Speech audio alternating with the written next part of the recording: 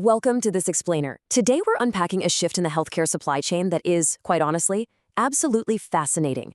We're looking at how healthcare distributors are completely reframing their approach to environmental compliance. They aren't just treating it as some boring regulatory checklist anymore.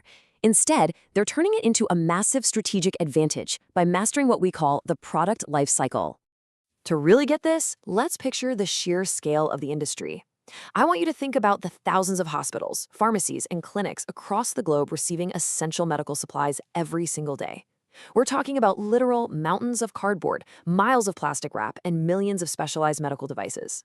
So, what happens to all of that material once it reaches its destination?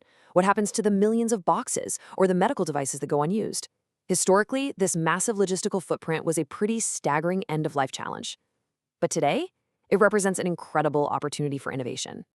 To understand how distributors are tackling this, we have to look at the official framework. The SASB standard defines product lifecycle management as strategies to reduce environmental impact from the very first packaging design all the way to end-of-life take-back programs. But what's genuinely compelling here is that last part, meeting customer demand and reducing costs. This standard makes it abundantly clear that product lifecycle management isn't just about saving the earth, right? It's a critical, rigorous business strategy for cutting costs and driving immense corporate value. So let's jump right into Section 1, Rethinking Product Packaging. Now, before a company can optimize how medical goods are wrapped and shipped, they've got to understand the specific degrees of packaging control. The SASB standard breaks this down into 3 distinct tiers. It's almost like Russian nesting dolls. First up, you have primary packaging. This is the material that comes into direct physical contact with the pharmaceutical or the medical device itself. Next is secondary packaging. That's what holds those primary packages together, along with any protective padding. And finally, we have tertiary packaging. You can think of this as your transport packaging, the bulk pallets and massive shrink-wrapped bundles used for shipping. And honestly, it's wild when you realize just how much sheer bulk this tertiary layer adds to the footprint before a single product even reaches the hospital floor.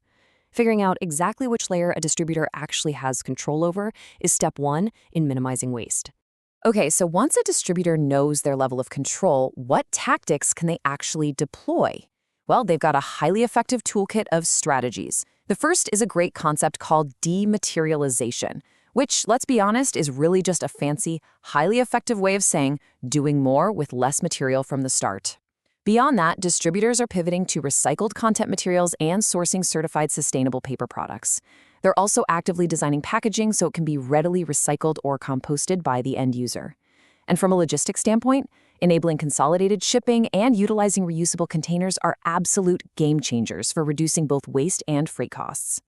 Of course, as we know in business, you can't manage what you don't measure. Companies don't just implement these great packaging strategies and cross their fingers. They actively measure their success. Performance is quantified into hard, trackable data.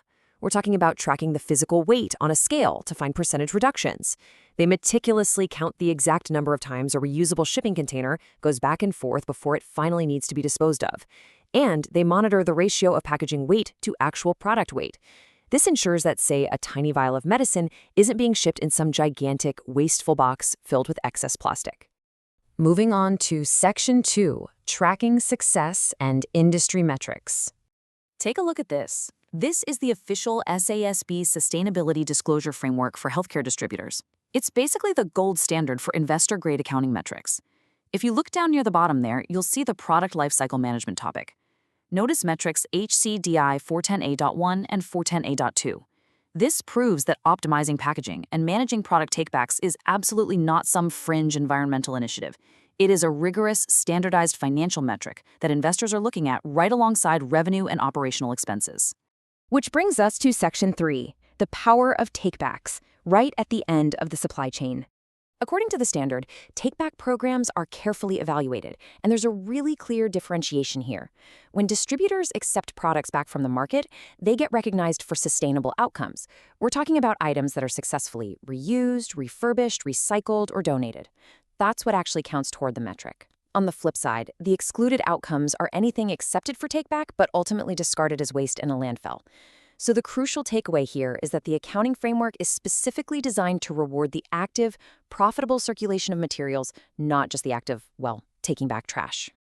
And to give you a sense of just how big this is, the required unit of measure for the SASB standard metric isn't pounds And it isn't individual items, it is metric tons.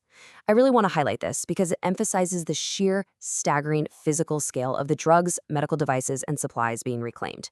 Metric tons. We are talking about the equivalent weight of commercial airplanes, not just a few scattered cardboard boxes.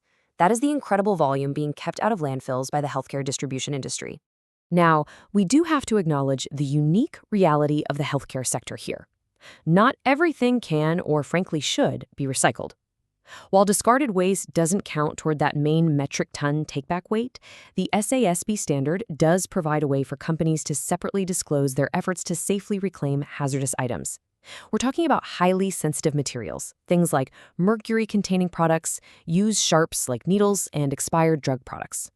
Safely pulling these items out of the public waste stream is a massive public health service, and distributors absolutely can and should take credit for managing this vital safe disposal reclamation. Finally, Section 4, the business case, and the strategic benefits of all this. I want to read you this direct quote straight from the SASB standard topic summary. It says, "Entities that manage these concerns properly may meet customer demand and reduce associated costs more effectively." Think about that. This single sentence completely reframes environmental initiatives. It takes it from being this heavy compliance burden and turns it into a powerful, forward-looking value driver. Customers, like massive hospital networks, are straight up demanding sustainable practices from their partners now. By mastering packaging efficiency and robust take-back programs, distributors are simultaneously winning business and slashing their own operational costs. So, it all leaves us with this final question. Is your supply chain structured to see the end of a product's life as a dead end or a new beginning? Because the data and the standards show us that the most successful healthcare distributors are choosing the latter. By turning waste into a measurable metric and logistics into a continuous lifecycle loop, they're paving the way for a more sustainable and highly profitable future.